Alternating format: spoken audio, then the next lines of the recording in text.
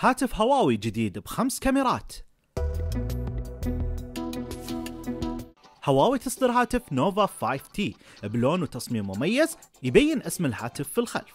الشاشة راح تكون بحجم 6.26 انش وبدقة 1080 في 2340 بكسل وهي من نوع LCD.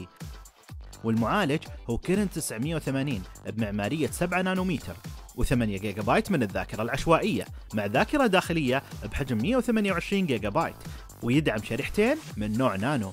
الهاتف يتميز ب5 كاميرات ذكية تتعرف على الأشياء وتحسن الصور من ناحية الألوان والإضاءة.